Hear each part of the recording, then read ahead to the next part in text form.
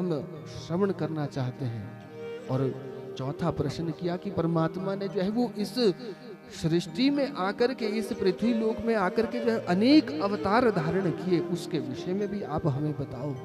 और पांचवा प्रश्न किया कि महाराज भगवान ने अनेक अवतार तो लिए, परंतु अवतार लेने के बाद कार्य कौन कौन से किए। और छठा प्रश्न किया, ब्रूहि योगेश्वरे कृष्णे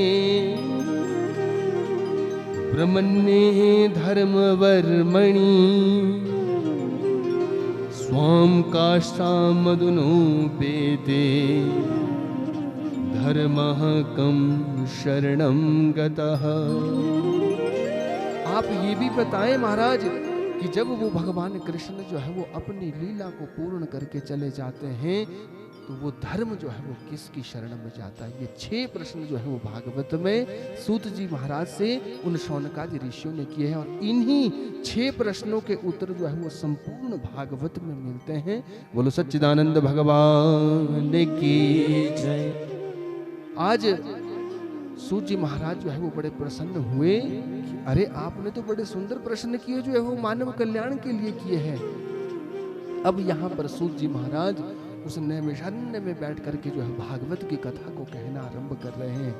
आज सूत जी महाराज ने भी मंगलाचरण किया, आज मंगलाचरण किया और सबसे पहले जो है वो अपने भगवान इष्ट आराध्य नारायण भगवान का जो है वो स्मरण किया। नारायणं नमस्कृत्य नरं चैव नरोत्तमं देवीं सरस्वतीं व्यासं ततो जयमुदीरयेत्। कहते हम नारायण भगवान को जो है वो प्रणाम करते हैं। नारायणम नमस्कृत्य, जो नरों में जो है वो उत्तम है, उन नारायण भगवान के चरणों में कोटि कोटि वंदन करते हैं। देवीं सरस्वतीं व्यासम, कहते भगवती उस वाग्वादिनी सरस्वती मैया के चरणों में प्रणाम करते हैं, जो वाणी की अधिष्ठात्री देवी है। और फिर पूज्य पाद वेद व्यास जी महाराज के चरणों में प्रणाम किया है। और दूसरे श्लोक में अपने सदगुरुदेव भगवान की जो है वंदना की है। यम प्रव्रजन्तमनुपेतमपेत कृत्यं द्वैपायनो विरह कातर आजुहावा पुत्रेति तन्मयतया तरभो विनेदुस् तं भूतहृदयं मुनिमानतोऽस्मि। यम प्रव्रजन्तमनुपेतमपेत कृत्यं, सुखदेव जी महाराज के चरणों में जो है प्रणाम किया है। जो कैसे थे सुखदेव जी महाराज, जो जन्म लेते ही अपने पिता के आश्रम से जो है वो चले गए। उनके हृदय में काम क्रोध मोह माया रूपी कोई विकार नहीं था। ना उन्हें इस बात का पता चला कि मेरे कोई पिता भी है, मेरे कोई माता भी है, क्योंकि जब 16 वर्ष के बाद उन्होंने गर्भ से आकर के जन्म लिया तो सीधे जो है वो जंगल के लिए चले गए।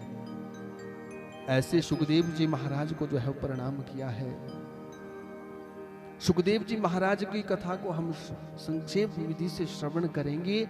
ये कथा जो है वो भागवत में जो है विशेष रूप से नहीं बताई है, परंतु सुखदेव जी की कथा को इसलिए हम श्रवण करेंगे कि क्योंकि आगे जाकर के सुखदेव जी महाराज एक मुख्य रूप से इस कथा के प्रवक्ता हुए हैं, जिन्होंने मरणधर्मा राजा परीक्षित को इस कथा को सुनाया है।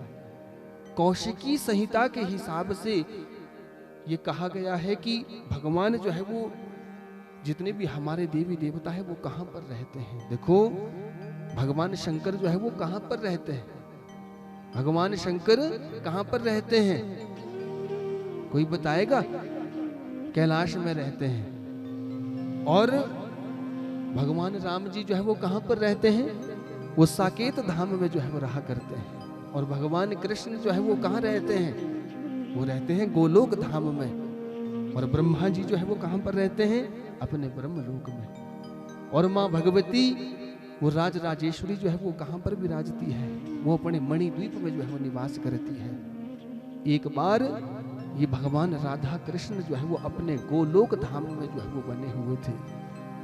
ब्रह्म वैवर्त पुराण में इस गोलोक धाम की जो है वो महिमा के विषय में बताया गया है कि कैसे उस गोलोक धाम में जो है राधा कृष्ण भगवान जो है सदैव विराजमान रहते हैं। एक बार इन राधा कृष्ण भगवान ने यह विचार किया कि हमें कालांतर में जो है वो पृथ्वी लोक के ऊपर जाना है, और पृथ्वी लोक के ऊपर जब हमारा जाना होगा तो हम वहां पर रहेंगे कहाँ? तो जब स्थान चयनित करने लगे तो वर्तमान समय का जो वृंदावन का जो धाम है उसे चयन किया गया। उस वृंदावन धाम में हम रहेंगे। और यदि वर्तमान समय देखा जाए जो योगी लोग हैं, जो संत लोग हैं, वो गोलोक धाम इस पृथ्वी लोक का जो है वृंदावन को जो है वो कहा करते हैं। और उस गोलोक में आने, उस वृंदावन में आने का जो है वो कार्यक्रम बना रहे हैं।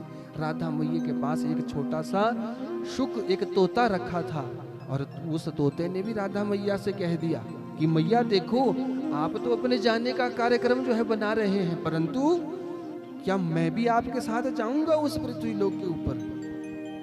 तो राधा मैया ने कहा कि सुनो शुक, तुम तो जाओगे ही, और एक काम करो, तुम तो हमारे से पहले चले जाओ। यदि तुम पहले चले जाओगे तो वहां पर जाकर के हमारी कथाओं के विषय में जो है वो सबको बताते रहना, हमारी कथाओं को सुनाते रहना, तुम्हारे माध्यम से लोग भी जो है वो कथा को भी श्रवण कर लेंगे। परंतु देखो, मनुष्य शरीर में जो है वो तुम्हें जाना पड़ेगा। तो सुखदेव ने मना कर दिया कि मैया मैं नहीं जाऊंगा।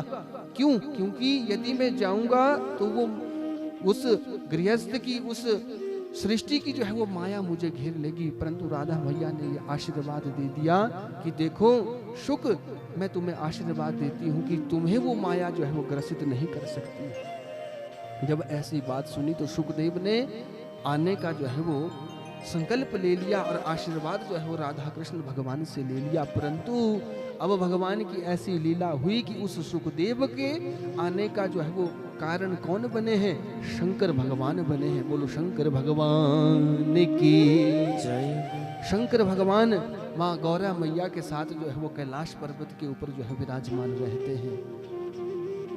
शंकर भगवान जो है वो एक दिन कैलाश से बाहर निकले और अपने इष्ट आराध्य भगवान राम जी का भजन करने के लिए जो है वो निकल गए।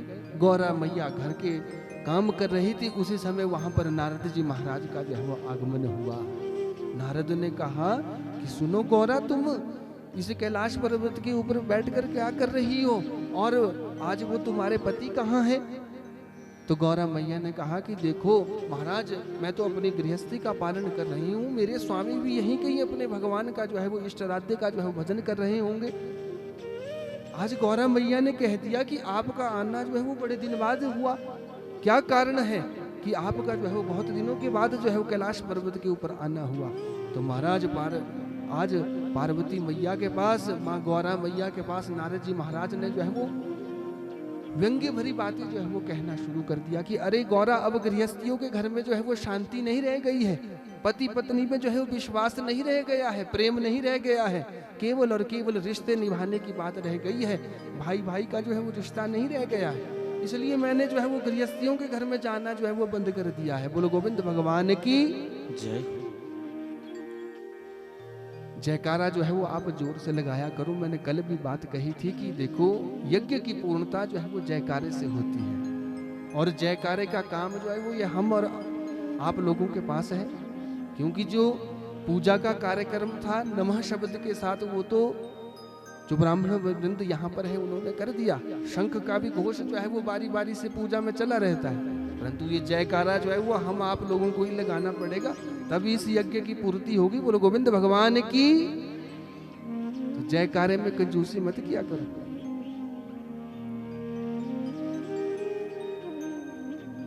गौरा मैया ने कहा कि नारद जी महाराज, आप उन गृहस्थियों के विषय के में मुझे क्यों बता रहे हो कि गृहस्थियों के घर में शांति नहीं रह गई है? अरे मेरे घर में तो परम शांति है, एक दूसरे के जो पूरक भी है। अब यदि विचार करें कि सांप और चूहे की जो है वो कैसी शत्रुता है, परंतु देखो नारद जी महाराज, भगवान शंकर का जो है वो गले में हार बना रहता है वो सांप, और गणेश का जो है वो वाहन चूहा है, परंतु वो भी अपने घर में जो इस कैलाश पर्वत में जो है वो सुखपूर्वक रहते हैं।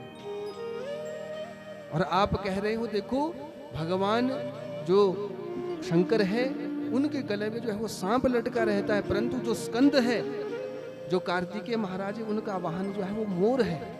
और मोर की और सांप की जो है वो विशेष शत्रुता कही गई है, परंतु एक दूसरे के पूरक होने के बाद भी ये जो सुखी से इस कैलाश पर्वत के ऊपर रहते हैं।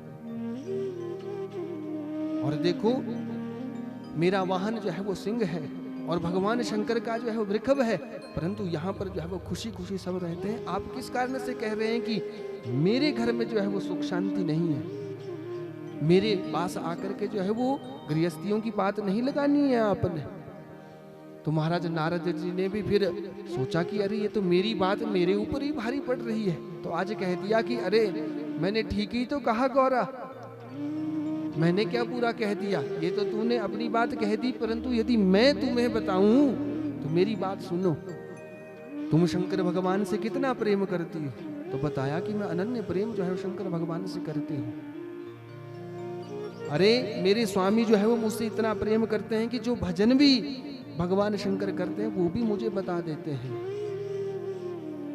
तो आज नारद जी ने भी बड़ी सुंदर बात पूछ ली कि गौरा यदि तुमसे इतना प्रेम करते तो क्या उन्होंने कभी ये भी बताया कि जो उनके गले में मुंडों की माला पड़ी होती है वो किसकी है?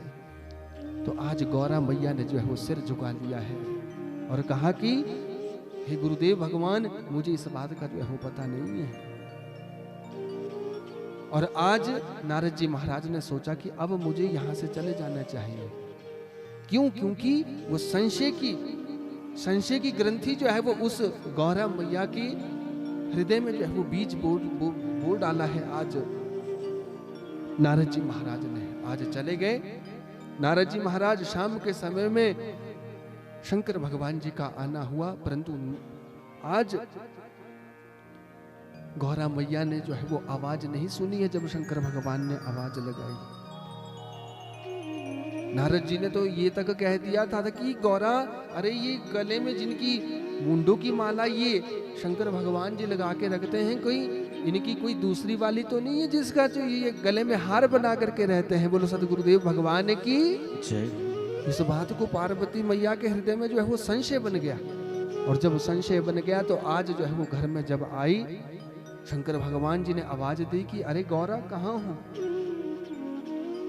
अरे शैलपुत्री कहाँ हो? पार्वती कहाँ हो? परंतु पार्वती मैया ने जो है वो आवाज नहीं सुनी। जब शंकर भगवान भी आवाज लगा करके थक गए तो आज अंतिम में कह दिया कि अरे काली कहाँ हो? जब काली कहा तो क्या हुआ? तब पार्वती मैया कहने लगी, हाँ हाँ, गोरी तो वो होगी जिसकी तुमने माला पहन रखी है। बोलो सतगुरुदेव भगवान की। आज शंकर भगवान जी मन में ये विचार करने लगे कि अरे ये पार्वती क्या कह रही है। आज फिर ध्यान आया शंकर भगवान जी को कि जरूर नारद यहाँ पर आया होगा, ये कोई जरूर ऐसा बीज यहाँ पर पार्वती के हृदय में बो करके चला गया है। आज पार्वती मैया से सारी बात पूछी। पार्वती मैया ने बताया कि ये मुंडों की माला किसकी धारण कर रखी है। तो शंकर भगवान जी ने सारा वृतांत बताया कि देखो पार्वती, ये किसी और के मुंडों की माला नहीं है, ये तुम्हारे मुंडों की माला है। जब जब तुम अपने शरीर को छोड़ती हो तब तब मैं तुम्हारे मुंडों की जो है वो माला धारण कर लेता हूँ। पार्वती मैया ने कहा कि महाराज, आप माला को धारण कर लेते हो, आप क्या सदैव अजरमर बने रहते हो? शरीर क्या मेरा ही छूटता है? तो बता दिया कि हाँ, शरीर केवल तुम्हारा छूटता है, मैं अजर अमर हूं। तो यहां पर पूछा पार्वती मैया ने कि आपने ऐसी कौन सी बूटी खा रखी है जो आप अजरमर बने रहते हो? तो कहा कि मैंने अमर कथा को जो है वो श्रवण किया है। अमर कथा की कामना यहाँ पर पार्वती मैया ने की है, और आज अमर कथा की कामना को लेकर के एक दूर जाकर के पर्वतों की श्रृंखलाओं को पार करके शंकर भगवान पहुंचते हैं, एक गुफा में प्रवेश करते हैं, और गुफा में जैसे ही प्रवेश किया, आज वहां से सभी जानवरों को जो है वो बाहर भगाया है एक चुटकी के माध्यम से। परंतु उस समय क्या हुआ, छोटे छोटे शुक जो है वहां से भाग गए। वो एक तोते का अंडा जो है वो नीचे गिर गया, और जब वो तोते का अंडा नीचे गिरा तो वो जीर्ण अवस्था में हो गया था, मानो वो अंडा जो है वो विगलित हो गया था, खत्म हो गया था। परंतु यहाँ पर जैसे ही भगवान शंकर ने पार्वती मैया को कथा कहना आरंभ किया, अमर कथा को कहना आरंभ किया, उस मरते हुए जीव में जो है वो प्राण आ गए और वो शुक का बच्चा जो है वो अब कथा को श्रवण कर रहा है। 1 दिन 2 दिन 3 दिन कथा को श्रवण करते हुए हो गए। जब षष्ठम दिवस की कथा चली थी, एकादश स्कंद की कथा चली थी, तो उस समय कहा है, शास्त्रों में कहा गया है कि वो अमर कथा कोई और नहीं थी, वो भागवत की कथा थी। जैसे ही भगवान कृष्ण उद्धव को विभूति योग का, कर्म योग का, संन्यास योग का जो है वो साधन बता रहे थे, मार्ग प्रशस्त करवा रहे थे, तो उसी समय पार्वती मैया को क्या आ गई? नींद आ गई। बोलो गोविंद भगवान की। क्योंकि घर में नींद आए ना आए पर कथा में नींद जो है वो जरूर आ जाती है। क्यों? क्योंकि हमारी बुद्धि कैसी है? मंदा सुमंद मत्यो मद भाग्या मह्युपद्रुता। क्योंकि कलयुग के मनुष्य हैं हम। हमारी बुद्धि जो है वो अच्छी बातें इतना जल्दी जो है वो घर नहीं करती है। और आजकल तो ये ध्यान नहीं रहता है हमें कि हमने शाम को खाया क्या था। भला ये जो शास्त्रों की पुराणों की कथा ऐसे समझ नहीं आ सकती है। अरे अब आज के समय की तो बुद्धि इतनी विगलित हो गई है, इतनी कम हो गई है कि यदि रसोई में आप जाओ तो क्या होता है, कई बार फ्रिज जो है वो थोड़ा दूर रखा होता है और उस फ्रिज के पास यदि आप जाओ कि जाना तो आटा के लिए था, परंतु जब फ्रिज का दरवाजा खोलते हैं तो यही भूल जाते हैं कि आए किस लिए थे। बोलो गोविंद भगवान की। ये सब की स्थिति है। हमारी बुद्धि जो है वो अल्प हो गई है। और आज यहाँ पर पार्वती मैया को जो है वो नींद आ गई, और जब नींद आ गई तो वो शुक का छोटा सा बच्चा जो है वो उस कथा को जो है वो श्रवण कर रहा है। भगवान शंकर जो है वो शांभवी मुद्रा में जो है वो कथा सुनाते हैं। देखो, वो जब कथा सुनाते हैं तो अपनी आंखों को जो है वो आधी बंद रखते हैं, आधी खुली रखते हैं, परंतु जब उनकी समाधि अवस्था लग जाती है तो वो केवल और केवल अपने भगवान का जो है वो चिंतन करते रहते हैं और कथा को सुनाते रहते हैं। आज पार्वती मैया को नींद आई और नींद आने के बाद क्या हुआ? वो छोटा सा तोता जो है वो हुंकार भर रहा था। शंकर भगवान जी ने कहा था कि पार्वती जब तुम्हें कथा समझ आया करेगी तो ओम ओम का उच्चारण कर लेना, सिर हिलाते रहना, हुंकार का जो है वो ध्वनि करते रहना। आज तोते ने सोचा कि ये पार्वती मैया सो गई है और यदि ये सो गई तो ये कथा से वंचित ये तो हो ही गई है, परंतु मैं भी वंचित रह जाऊंगा। इसलिए आज तोते ने जो है वो बोलना शुरू कर दिया है। आपको पता है ना, तोता भी बीच बीच में कई बातें जो है वो बोलता रहता है। आज तोते ने भी जो है वो हुंकार भरना शुरू कर दिया, और जब ये हुंकार भरनी शुरू की, कथा पूर्ण हुई। 12 स्कंद की कथा पूरी हुई। जैसे ही शंकर भगवान जी ने जयकारा लगाया, बोलो भागवत भगवान की जय, वैसे ही पार्वती मैया को जो है वो नींद जो है वो आज खुल गई है। जैसे ही नींद खुली कि महाराज, हाँ बिल्कुल, मैं ये कथा जो है श्रवण कर रही थी, आप मुझे विभूति योग के बारे में जो है वो बता रहे थे। शंकर भगवान ने कहा कि अरे सुनो पार्वती, मैंने तो तुम्हें पूरी कथा सुना दी, तो ये हुंकार जो है वो कौन भर रहा था? कि महाराज मुझे तो नींद आ गई थी। शंकर भगवान जी को विस्मय हो गया, मन में ये सोचने लगे कि वो हुंकार फिर कौन भर रहा था। और इस आज शंकर भगवान जी ने जो है वो चुटकी बजाई है, और जैसे ही चुटकी बजाई तो एक छोटा सा तोता जो है वो वहां से उड़ गया, और आगे आगे वो तोता उड़ रहा है, पीछे पीछे जो है वो शंकर भगवान जी जो है वो त्रिशूल लेके दौड़ रहे हैं कि तूने अमर कथा को जो है वो श्रवण किया है और वो भी चोरी से किया है, तू मुझसे नहीं बचेगा। आज शंकर भगवान आगे आगे जा रहे हैं और पीछे से कौन चल रहा है? आज वो तोता जो है वो आगे भाग रहा है और पीछे से भगवान शंकर जो है वो चल रहे हैं। ऐसी दिव्य लीला भगवान शंकर कर रहे हैं। और वो शुक छोटा सा आज कहाँ पहुंचा है? उस बद्रिका आश्रम में शम्यप्रास नाम के, जहां पर वेद व्यास जी अपनी पत्नी विटिका देवी के साथ रहते थे। आज व्यासी महाराज की पत्नी वो विटिका जो है वो ऋतु काल के बाद नहा करके धूप में बैठी थी, तो धूप में बैठने के बाद उसे झमाई आ गई, और जैसे ही झमाई आई तो आज उस शुक ने सोचा कि यदि शंकर भगवान से बचना है तो इन विटिका के ही मुख में जो है वो मैं प्रवेश कर जाऊं। और आज वो तोता आया और झमाई लेते हुए जो है वो उस वीटिका देवी के गर्भ में जो है वो प्रवेश कर गया है। आज शंकर भगवान ने क्या किया, जैसे ही देखा कि ये तो वीटिका देवी जी के गर्भ में जो है वो प्रवेश हो गया है, आज व्यास जी महाराज के आश्रम के बाहर बैठ गए हैं। और जब बैठे तो व्यास जी महाराज ने दर्शन किए कि शंकर भगवान आप यहाँ पर और बाहर बैठे हो, क्या कारण है? तो पूछा, बताया कि महाराज एक चोर को मैं पकड़ने आया था, परंतु अब मैं उसका इंतजार कर रहा हूं कि जब वो गर्भ से बाहर आएगा तो मैं उसे जिंदा नहीं छोड़ूंगा। सारी बात शंकर भगवान ने बताई। वेद व्यास जी महाराज ने कहा कि अरे शंकर भगवान, आप वास्तव में जो है वो भोले भाले हैं। अरे आपको इतना पता याद नहीं रहा कि देखो आपने ही इस छोटे से शुक को जो है वो अमर कथा को श्रवण करवाया है, और आप ही इसके पीछे लिए जो है वो त्रिशूल लेकर के दौड़ रहे हैं। आप जैसे प्रवक्ता के मुख से जिसने कथा को श्रवण कर लिया हो, भला क्या उसको कोई मार सकता है? और स्वयं आपने उसे अमर कथा सुनाई है, वो कैसे मृत्यु को प्राप्त होगा? तो महाराज शंकर भगवान जी को जो है यहाँ पर ग्लानि हुई कि ये बात तो वेद व्यास जी महाराज सही कह रहे हैं कि मैंने ही उस शुक को जो है वो कथा उसने चोरी से सुनी हो, चाहे भाव से सुनी हो, परंतु सुनी तो है।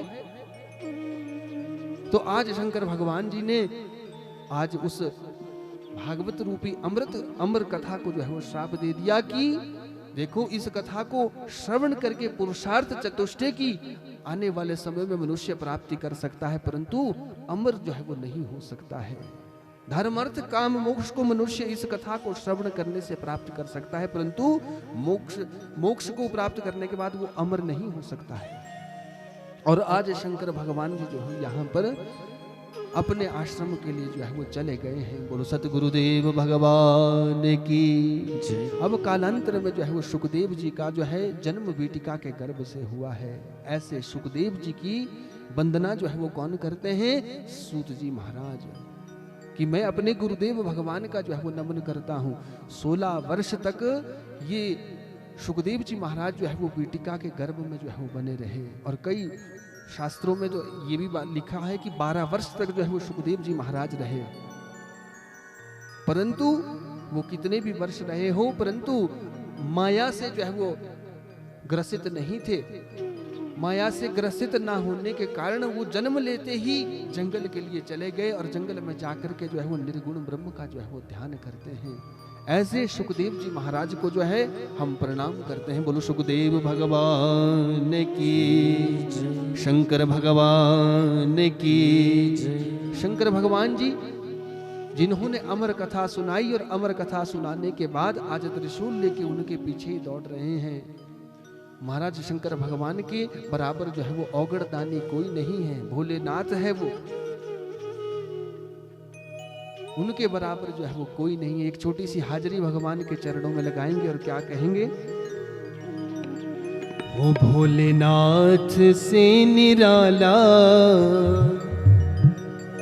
गौरी शंकर से निराला,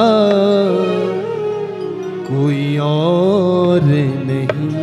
भोलेनाथ से निराला, गौरी शंकर से निराला, कोई और नहीं। भोलेनाथ से निराला, गौरी शंकर से निराला, कोई और नहीं। भोलेनाथ से निराला, गौरी शंकर से निराला, कोई और नहीं। कोई और नहीं, कोई और नहीं, कोई और नहीं, कोई और नहीं। भोलेनाथ से निराला और शंकर से निराला, कोई और नहीं। भोलेनाथ से सेवा करते हुए गौरी शंकर से निराला, कोई और बोल शंकर भगवान की।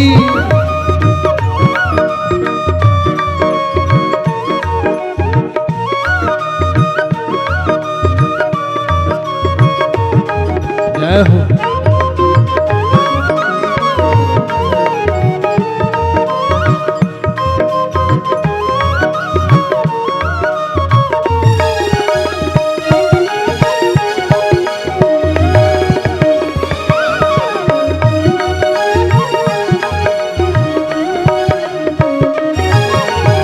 उनका डमरू डम डम बोले, अगम निगम के भेद खोले। उनका डमरू डम डम बोले, अगम निगम के भेद खोले। उनका डमरू डम डम बोले, अगम निगम के भेद खोले। उनका डमरू डम डम बोले, अगम निगम के भेद खोले।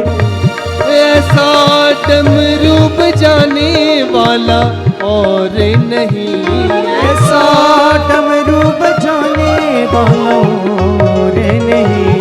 ऐसा डमरू बजाने वाला और नहीं। ऐसा डमरू बजाने वाला और नहीं। भोलेनाथ से निराला कोई और नहीं। भोलेनाथ से सभी ताली सेवा करते हुए कोई और बोल शंकर भगवान की।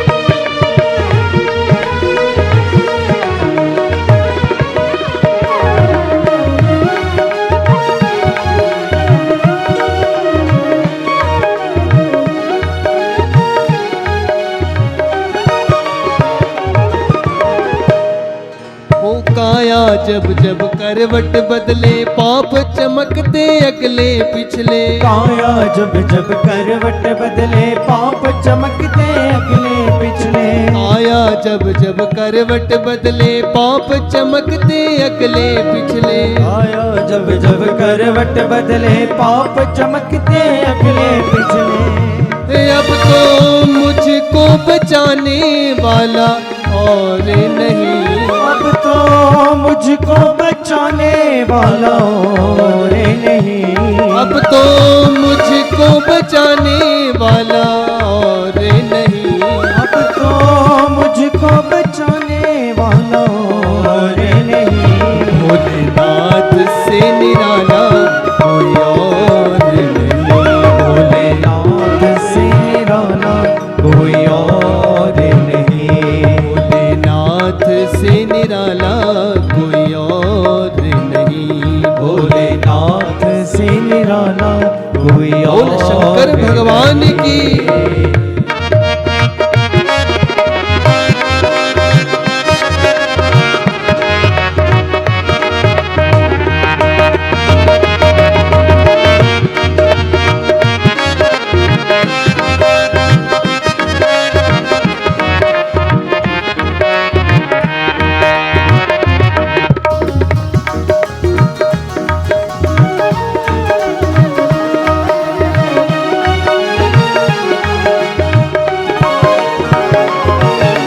तुमने जग का कष्ट मिटाया, मुझको स्वामी क्यों बिसराया। तुमने जग का कष्ट मिटाया, मुझको स्वामी क्यों बिसराया। तुमने जग का कष्ट मिटाया, मुझको स्वामी क्यों बिसराया। तुमने जग का कष्ट मिटाया, मुझको स्वामी क्यों बिसराया। ऐसा भक्तों का प्यारा कोई और नहीं। ऐसा भक्तों का प्यारा कोई और नहीं। ऐसा भक्तों का प्यारा कोई और नहीं। ऐसा भक्तों का प्यारा कोई और नहीं। भोलेनाथ से निराला गौरी शंकर से निराला कोई और नहीं। भोलेनाथ से निराला गौरी शंकर से निराला कोई और नहीं। भोलेनाथ से निराला कोई और नहीं। भोलेनाथ से निराला कोई और नहीं। गौरी शंकर से निराला कोई और नहीं। गौरी शंकर से निराला कोई और नहीं। कोई और नहीं। कोई और नहीं। कोई और नहीं।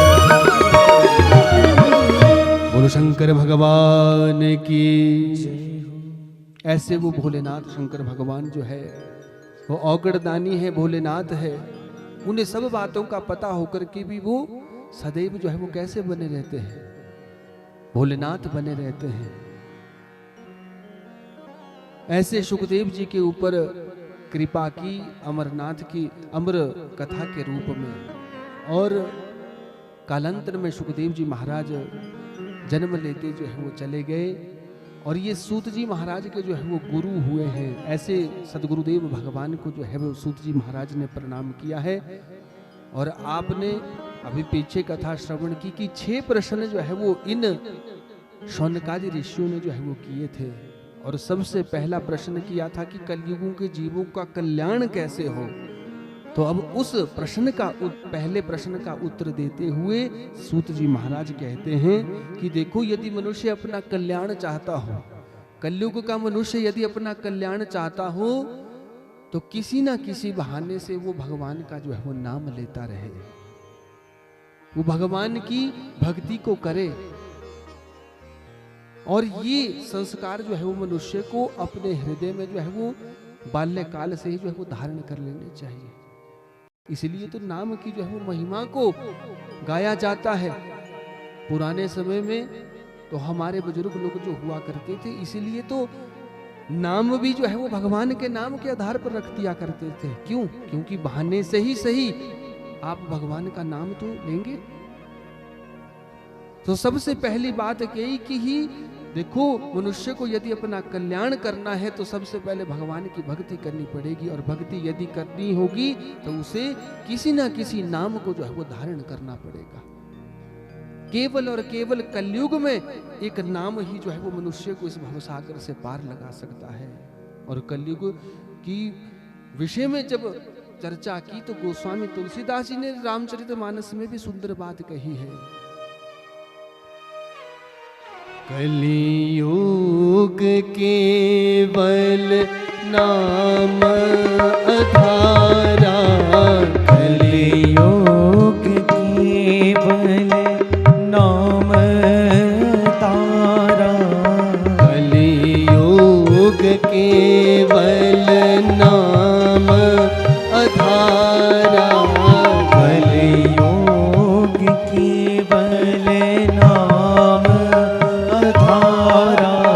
सुमिर सुमिर नर उतरहि पारा, सुमिर सुमिर नर उतरहि पारा, कलियुग केवल नाम आधारा, कलियुग केवल नाम आधारा। श्री राम जय राम जय जय राम, श्री राम जय राम जय जय राम, श्री राम जय राम जय जय राम, श्री राम जय राम जय जय राम।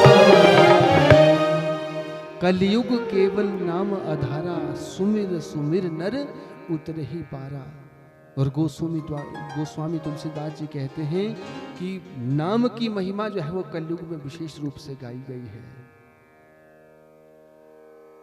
और उस नाम को लेने के लिए हमारे संस्कार जो है वो कुमार अवस्था से ही जो है वो हमें आ जाने चाहिए।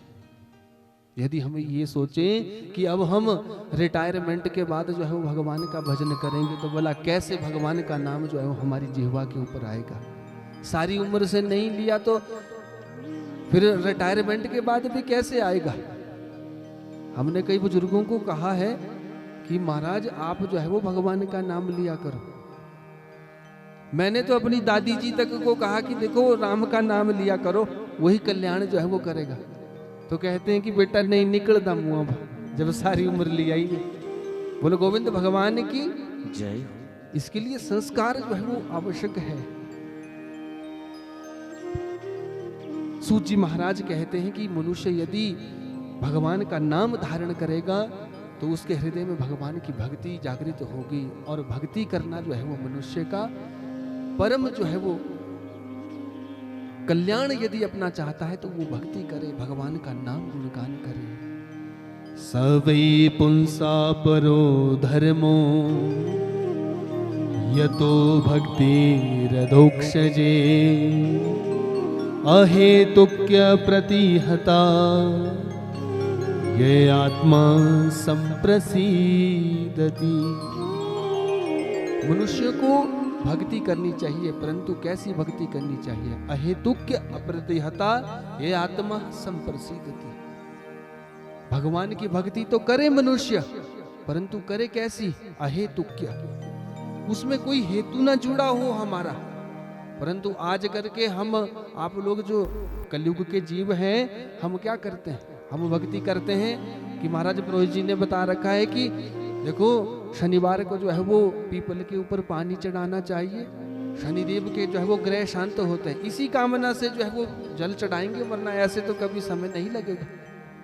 सूर्यार्घ को देने से नेत्र की जो है वो शक्ति बनी रहती है, इसी कामना से नेत्र वो सूर्यार्घ दान करेंगे। कोई ना कोई स्वार्थ जब हमारा जुड़ा होगा तभी हम भगवान की भक्ति करते हैं। ऐसे मनुष्यों के पास समय नहीं है, सब कुछ है आज के समय में, परंतु क्या नहीं है? समय नहीं है। परंतु यहाँ पर कहा कि यदि मनुष्य को भक्ति करनी हो तो अहेतुक्य अप्रतिहता, बिना हेतु की जो है वो भक्ति होनी चाहिए, निष्काम भक्ति होनी चाहिए मनुष्य के हृदय में। ये ना हो कि हम 10 रुपए का नोट लेकर के चले जाएं भगवान के मंदिर में और ना जाने उनसे कितनी कामनाओं की जो है वो लिस्ट रख दे उनके पास कि भगवान मेरी इस कामना को भी पूर्ण करना, उस कामना को भी पूर्ण करना। भगवान को तो हमने अपना नौकर समझ रखा है कि हम 10 रुपए जाकर के उनके पास पता नहीं ना जाने क्या क्या मांग लेते हैं उनसे।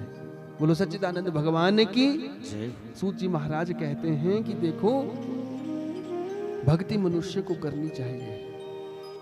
और देखो यदि निष्काम भक्ति के विषय में हम चर्चा करें तो दृष्टांत के माध्यम से मैं आपको बताऊं तो निष्काम भक्ति कैसे हो सकती है। और निष्काम भक्ति ऐसा नहीं है कि हम आप लोग जानते नहीं है, हम जानते भी सब है निष्काम भक्ति भी कैसे होती है। देखो हमारे घर में संतानें होती है, बेटा भी होता है, बेटी भी होती है।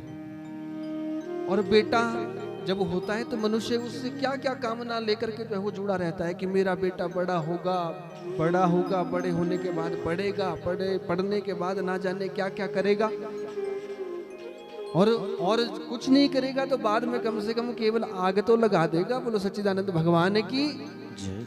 परंतु उससे कामना जुड़ी है।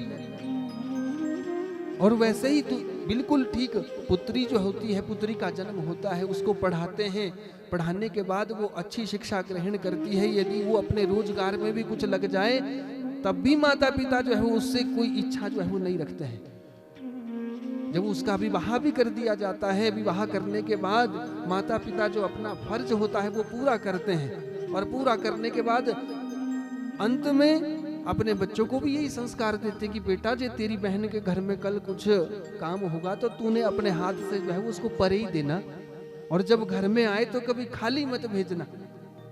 यही कामना पुत्री के साथ रहती है, यही पुत्री को जो है वो दिया जाता है। और पुत्री यदि कितनी भी बड़ी अच्छी नौकरी में क्यों ना लगी हो, यदि घर में भी आती है तो कुछ ना कुछ जो है वो अपने पिता के घर से जो है वो चाहती है।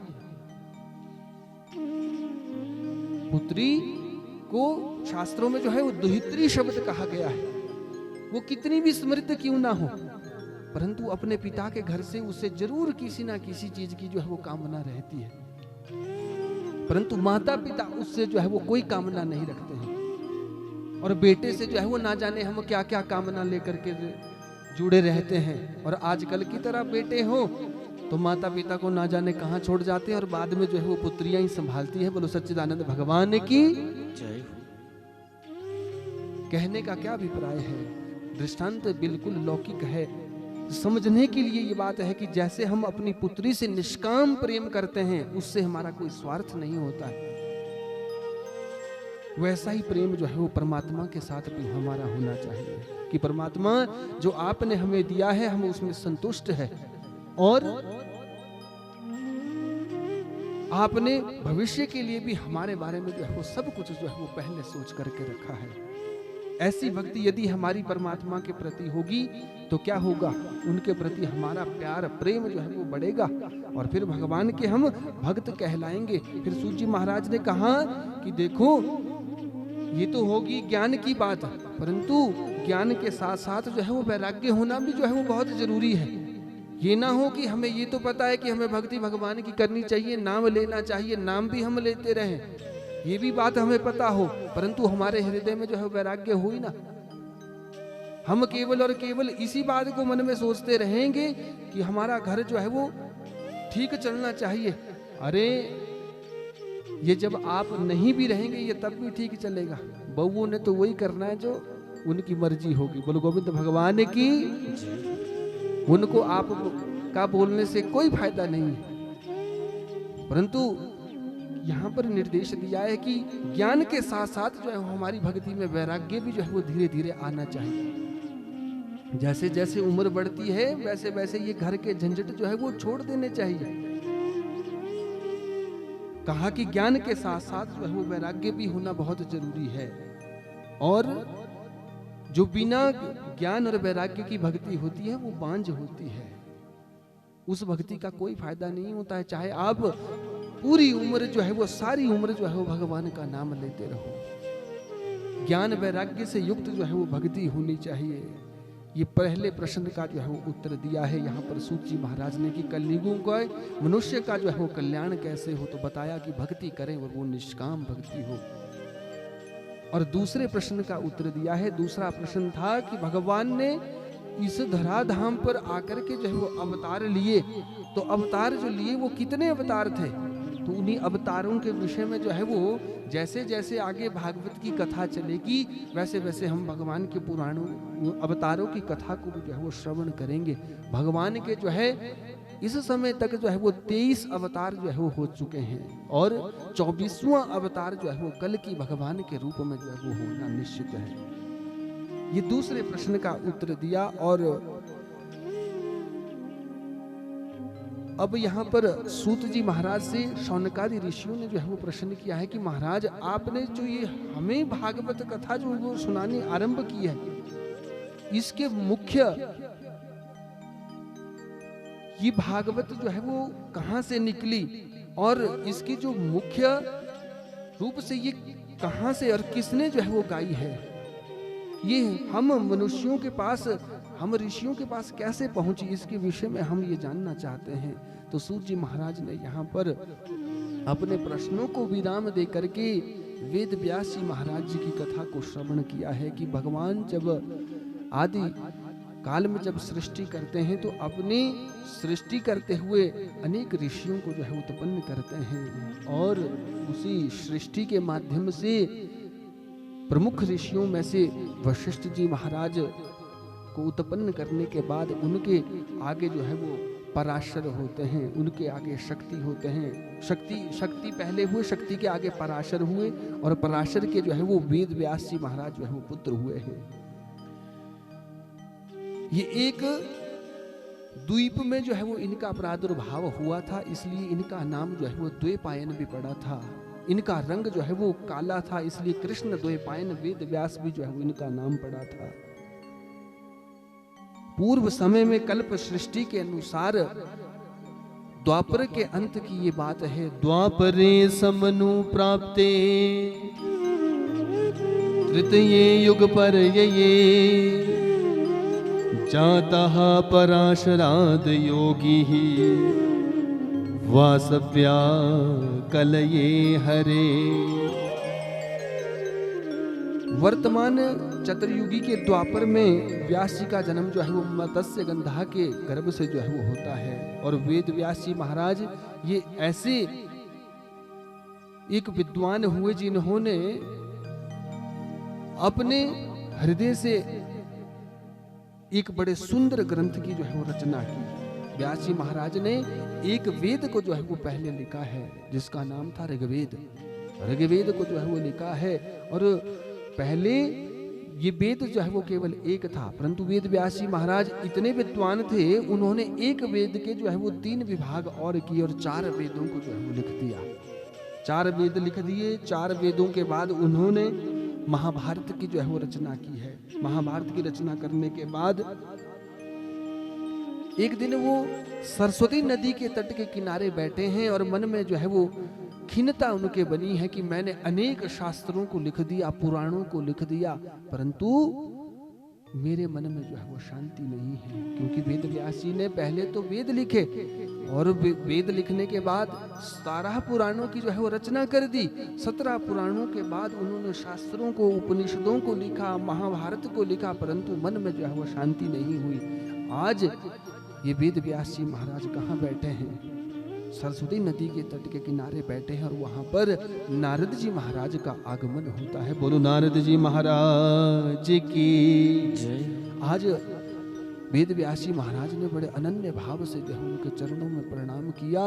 नारद जी महाराज ने कहा कि अरे वेद व्यास जी महाराज, आप तो इतने परम विद्वान हो और किस कारण से जो है वो आपने अपना मुंह लटकाया हुआ है? किस कारण से आप इस समय ऐसा प्रतीत होता है कि मानो आपके पास तो विद्या रूपी कोई धन है ही नहीं? क्योंकि जिसे ज्ञान होता है वो किसी भी स्थिति में हो परंतु वो चिंतित नहीं होता है। जिसके हृदय में ज्ञान होता है वो चाहे उसके जीवन में कैसी भी कोई आपत्ति आ जाए, चाहे सुख आ जाए, चाहे दुख आ जाए, परंतु वो कभी दुखी नहीं होता है। वो सदैव जो है वो सम बना रहता है। आज नारद जी महाराज का भी यही बुरा है कि आप किस कारण से जो है वो आपने अपना मुंह बनाया हुआ है। तस्यैव खिलमात्मनम मन्यमानस्य खिद्यतः, किस कारण से आपका मुख जो है वो मलिन सा प्रतीत हो रहा है। तो आज वेद व्यास जी महाराज ने जो है वो बता दिया कि महाराज मुझे अपने मन से जो है वो संतुष्टि नहीं है। मैंने इतने पुराणों की रचना कर दी, इतने शास्त्रों की रचना कर दी। आज नारद जी महाराज ने जो है वो बड़ी सुंदर बात की है कि देखो वेद व्यास जी महाराज, आपने अपनी विद्वता के अनुसार जो है वो आज तक जितने भी ग्रंथ लिखे हैं, परंतु अपने आत्मा को संतुष्ट करने के लिए आपने कोई भगवान का भक्ति परक ग्रंथ जो है वो नहीं लिखा है, जिससे तुम्हारे हृदय में जो है वो भगवान की भक्ति जागृत हो जाए। जब तक हमारी आत्मा संतुष्ट नहीं होती तब तक हमें ये कामना भी नहीं करनी चाहिए कि हम परमात्मा को भी जो है वो संतुष्ट कर दे सकते हैं। और यही कहने का अभिप्राय नारद जी महाराज का है कि सुनो वेद व्यास जी महाराज, आपने भी आज तक विद्वता को दिखाने के लिए तो बहुत सारे पुराणों की रचना कर दी, परंतु अपनी आत्मा को संतुष्ट करने के लिए कोई भक्ति परक जो है वो ग्रंथ नहीं लिखा। आप एक काम करो, भगवान की भक्ति प्राप्त करने के लिए कोई ऐसे दिव्य ग्रंथ को लिखो जिससे तुम्हारे हृदय में उस परमात्मा की भक्ति सदा सर्वदा के लिए जो है विराजमान हो जाए। बताया कि देखो यदि भगवान की भक्ति कोई करता है तो उसे अपने जीवन काल में जो है, यदि इस जन्म में भगवान की प्राप्ति नहीं होती तो अगले जन्म में तो भगवान की प्राप्ति होना निश्चित होता है। क्यों? क्योंकि हम यहाँ पर जन्म लेकर के आते हैं अपने कर्मानुसार, और जो यहाँ पर भोगते हैं वो हमारे प्रारब्ध के जो है वो कर्म होते हैं। यहाँ पर तो हम अगले जन्म के लिए जो है वो संचित कर्म किया करते हैं। इसलिए बताया कि देखो मनुष्य को अपने कर्म की शुद्धता से आत्मा की संतुष्टि के लिए भगवान की जो है वो भक्ति करनी चाहिए। और ऐसा ही ज्ञान वेद व्यास जी महाराज को दिया है आज नारद जी महाराज ने कि मैं तुम्हें बताऊं तो मैं भी पूर्व जन्म में जो है वो एक दासी का पुत्र था। मैं भी पूर्व जन्म में एक दासी का पुत्र था और मेरी माता जो है वो गांव के घर घर में जाकर के जो है वो क्या किया करती थी? काम किया करती थी। एक दिन चातुर्मास करने के लिए बहुत सारे ऋषिगण जो है वो हमारे उस गांव में आए, और जब 4 महीने तक उनका रुकना था तो ऋषियों ने जो है वो बड़ी सुंदर कुटियां बनाई और यज्ञशालाएं बनाई और ये कामना की कि हम सब ग्रामवासियों के कल्याण के लिए जो है वो यहाँ पर 4 महीने रह करके जो है वो यज्ञ करेंगे। और अब ये गांव वाले जो है वो क्या करते हैं, दिन में जब कथा का समय होता है तो सब आकर के ऋषि मुनियों के पास बैठ जाते हैं, और वो छोटी जी जो ये नारद जी महाराज कहते हैं कि मैं दासी का पुत्र था, और वो दासी जो है वो सबके घर घर में जो है वो कार्य किया करती है, और वो छोटा सा बालक भी माता की जो है वो मदद किया करता है। आज पूछा है ऋषिगणों ने कि गांव के सभी लोग क्या कथा को श्रवण करने के लिए आते हैं? तो सब जो है वो एक दूसरे का मुंह देखने लगे। एक व्यक्ति ने कह दिया कि एक दासी है, वो सबके घरों में जो है वो जाकर के काम करती है, वो नहीं आती है कथा को श्रवण करने। आज यहाँ पर ऋषिगणों ने बता दिया कि देखो, उस दासी को भी कहना कि कथा श्रवण करने आना चाहिए, और जो उसके बदले का काम होगा, यदि कुछ दिन तुम भी कर लोगे तो तुम्हारा कुछ नहीं जाएगा।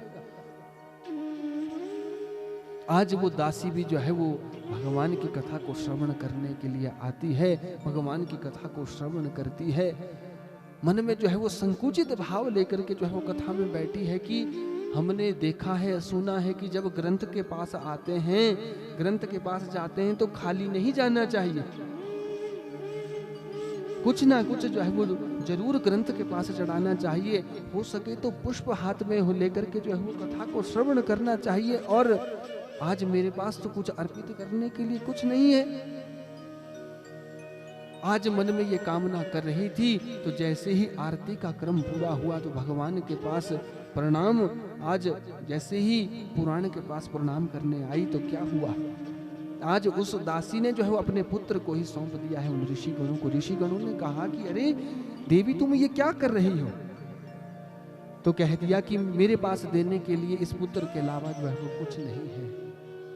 आज जैसे ही ऋषिगणों ने उस पुत्र को जो है वो स्वीकार किया कि देखो, जब तक हम यहाँ रहेंगे तब तक उस पुत्र से जो है वो अपनी सेवा लेते रहेंगे, यदि तुम्हारी ऐसी इच्छा है, परंतु जब हम यहाँ से चले जाएंगे तो ये तुम्हारी सेवा में ही जो है वो आकर के रहेगा।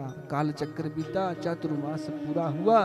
आज ये छोटा सा दासी का पुत्र भी जो है वो उन ऋषि महात्माओं के साथ जो है वो जाने के लिए प्रवृत्त हो गया, परंतु महाराज यहाँ पर माता जो है वो रोकने लगी है कि अरे बेटा, मेरा इस जीवन में जो है वो तेरे अलावा कोई नहीं है, और तू मुझे छोड़ करके जो है वो कहाँ जा रहा है? माँ का दिल महाराज वो सोच रही है कि देखो, मेरे जीवन में जो है वो पति का सुख तो नहीं मिला, परंतु ये एक पुत्र था, ये पुत्र भी जो है वो अब यहाँ से छोड़ करके जो है वो जाना चाहता है। कह दिया कि हे ऋषिगणों, आप ही इस छोटे से पुत्र को समझाओ कि मुझे छोड़ करके मत जाए।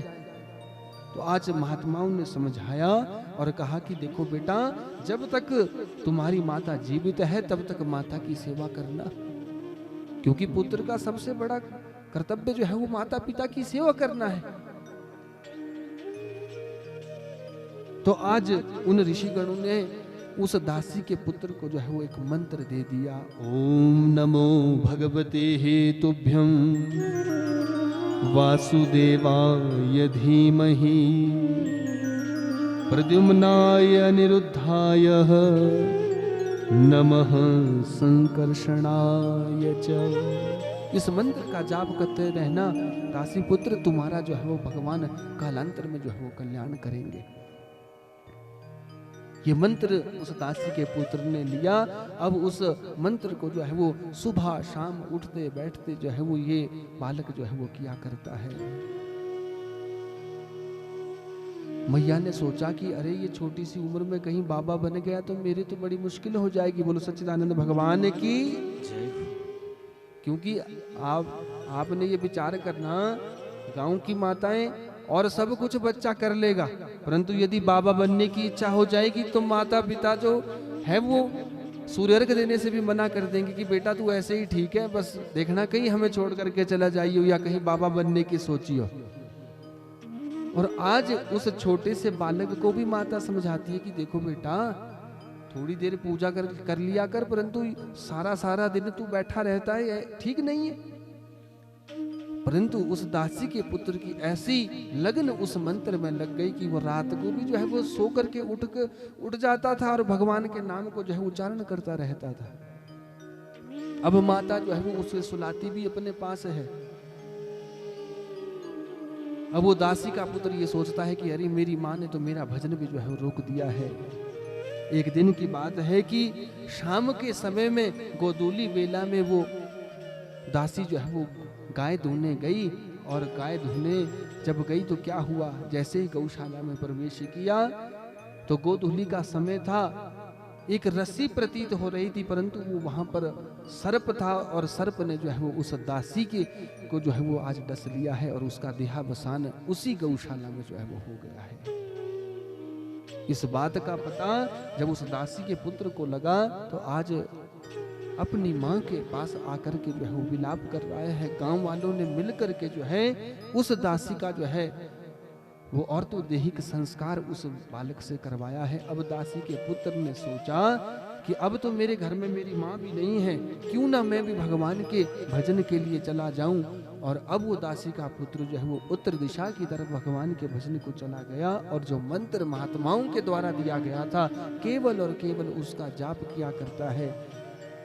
ऐसी कथा आती है कि कालांतर में जब भगवान इस सृष्टि को खत्म करने लगे, उस समय उस दासी के पुत्र को हल्की सी झलक जो है वो शरीर में अंदर जो है वो दिखाई है, अपनी दर्शन को जो है वो दिखाया है कि देखो अभी तुम्हारे पुण्य जो है वो इतने जागृत नहीं हुए कि तुम्हें मेरे दर्शन होंगे, परंतु मैं तुम्हें अपने विषय में बताऊं कि मेरी वास्तव में छवि क्या है। जैसे ही उस दासी के पुत्र ने भगवान की छवि को जो है वो अपने हृदय में देखा, तो आज जो है वो भगवान के ऊपर जो है वो आसक्त हो गए हैं। और कालांतर में इस सृष्टि का जब लय हुआ, भगवान ने सृष्टि को खत्म किया। उस सृष्टि को खत्म करने के बाद जब परमात्मा ने दोबारा से सृष्टि की, तो व्यास जी महाराज मैं स्वयं ब्रह्मा जी के 10 पुत्रों में से एक पुत्र के रूप में जो है वो प्रकट हुआ, और तब से केवल और केवल मैं ब्रह्मा जी का जो है वो मानस पुत्र कहा गया हूँ। नारद जी महाराज कहते हैं, वेद व्यास जी महाराज, तब से मुझे भगवान नारायण जो मेरे पिता के रूप में हैं, उन्होंने मुझे एक वीणा प्रदान की है, और मैं तब से लेकर मैं केवल और केवल भगवान का नाम गुणगान करता रहता हूँ और भगवान का भजन करते रहता हूँ। ये प्रभाव जो है वो पूर्व जन्म के भजन का था। ये अपने विषय में कौन बता रहे हैं? नारद जी महाराज उन वेद व्यास जी महाराज को बता रहे हैं कि देखो, जब तक हम भगवान की भक्ति नहीं करेंगे तब तक हमारे हृदय में भगवान की कृपा भी हमारे ऊपर नहीं हो सकती है, और जब तक हम भक्ति नहीं करेंगे, आत्मा को संतुष्ट करने के लिए नहीं कार्य करेंगे, तब तक हमारा कल्याण नहीं होगा। वर्तमान समय में भी बहुत सारे लोग कहते हैं कि महाराज हमारा तो मन ही चंगा है, हम तो केवल मन से ही जो है वो भगवान का भजन कर लेते हैं। परंतु मैं एक बात उनके लिए भी बताऊं कि मन कलयुग में जो है वो स्थिर नहीं हो सकता है। मन एव मनुष्याणाम कारणम बंध मोक्षयो, ये मन ही जो है वो मोक्ष का भी कारण होता है और बंधन का भी जो है वो कारण होता है। यदि हम ये विचार करें कि महाराज हम तो मन से जो है वो भगवान को मानते हैं, ये बात तो ठीक है, परंतु भगवान की भक्ति करना जो है परम आवश्यक है। क्यों? क्योंकि कलयुग का जीव इतना धर्मात्मा नहीं है कि वो मन से यदि कुछ मान ले तो वो बड़े सात्विक भाव से जो है भगवान का भजन कर सकता है, नहीं कर सकता। क्यों? जाने अनजाने में जो है वो उससे पाप कर्म हुआ ही करता है किसी ना किसी बहाने से। इसीलिए भक्ति का जो है वो साधन बताया है, और यही निर्देश नारद जी महाराज ने जो है वेद व्यास जी महाराज को दिया है कि आप आत्मा की संतुष्टि के लिए कोई ऐसा ग्रंथ लिखो जिससे तुम्हारा कल्याण हो सके। ऐसा बताया गया है कि यहाँ पर नारद जी महाराज ने चतुश्लोकी भागवत का जो है वो ज्ञान प्रदान किया है कि आप इस चतुश्लोकी भागवत को ग्रहण करो। ये भगवान कृष्ण के जो है वो 4 श्लोक का जो है भागवत है, और ये भगवता यद प्रोक्तम तद भागवतम, जो भगवान ने अपने मुख से जो है वो प्रदान किया है ब्रह्मा जी को, और ब्रह्मा जी से ही मुझे भी मिला है, इसलिए मैं तुम्हें प्रदान करता हूँ। और इस 4 श्लोक के भागवत से जो है वो तुम ऐसे कोई ग्रंथ की रचना करो जो तुम्हारे मन की जो है वो संतुष्टि कर सके। तो वेद व्यास जी महाराज ने शम्य प्रास में जाकर के माणा गांव, जो लोग 4 धाम की यात्रा में जाते हैं, माणा गांव में जाकर के वेद व्यास जी महाराज ने गणपति जी की सहायता से जो है वो उस 4 श्लोक के जो है वो 18,000 श्लोक लिखे हैं। ऐसा ये दिव्य ग्रंथ जो है वो तैयार कर दिया वेद व्यास जी महाराज ने अपनी बुद्धि के अनुसार। जब ये बना दिया तो अब ये मन में विचार करने लगे कि इसे पढ़ाया किसे जाए। अब देखो, पिता की जो संपत्ति होती है उसमें सबसे पहला अधिकार जो है वो किसका होता है? वो पुत्र का होता है। आज वेद व्यास जी महाराज जो है फिर से खिन्न मन बैठ गए हैं कि महाराज मैंने इतना सुंदर जो है वो पुराण बना दिया, परंतु अब मैं इसे पढ़ाऊं किसे? सुमंतु, जैमिनी, पैल इत्यादि अपने समस्त ऋषियों को बुलाया कि वैसे तो मेरा पुत्र भी जो है वो इस ग्रंथ का अधिकारी है, परंतु मैं तुम्हें कुछ सुंदर सुंदर श्लोक सुनाता हूँ, इसे तुम याद कर लेना, और यदि तुम इसे याद कर लोगे तो जंगल में जा करके इनका उच्चारण करना। यदि तुम इनका उच्चारण करोगे तो हो ना हो इन श्लोकों को सुन करके वो मेरा बेटा जो बहुत समय पूर्व जो है वो जंगल में तपस्या के लिए चला गया था, हो ना हो वो वापस आ जाए। आज वेद व्यास जी महाराज ने बड़े सुंदर जो है वो 2 श्लोक बताए हैं कि इन्हें गुनगुनाते रहना जंगल में। इनको सुनकर के अवश्य मेरा विश्वास है कि वो मेरा बेटा सुखदेव जो है वापस आ जाएगा। आज वो छोटे छोटे सुमंतु, जैमिनी, पैल इत्यादि जंगल में जाते हैं और बड़े सुंदर जो है वो श्लोक गुनगुना रहे हैं। और क्या कहते हैं? बरहा पीडम नटवर वपुः कर्णयो कर्णिकारं बिभ्रदवासः कनककपिशं वैजयन्तीं च मालाम् रन्ध्रान् वेणुरधरसुदया पूरयन् गोपवृन्देर वृंदारण्यं स्वपदरमणं प्राविशद गीतकीर्तिः। ये भागवत में बड़ा सुंदर श्लोक जो है वो गाया गया है सुखदेव जी वेद व्यास जी महाराज के द्वारा। कहा कि इस श्लोक में परमात्मा के विषय में बताया गया है कि परमात्मा की छवि जो है वो कितनी सुंदर है। बरहा पीडम नटवर वपु, कहते वो परमात्मा जो है नटवर की तरह जो है वो दिखते हैं, और अपने माथे में जो है वो क्या करते हैं? मुकुट धारण करके उसके ऊपर मोर का पंख जो है वो धारण करते हैं। कर्णयो हो कर्णिकारम, कानों में जो है वो कर्णिका के पुष्प लगा करके जो है वो रहते हैं।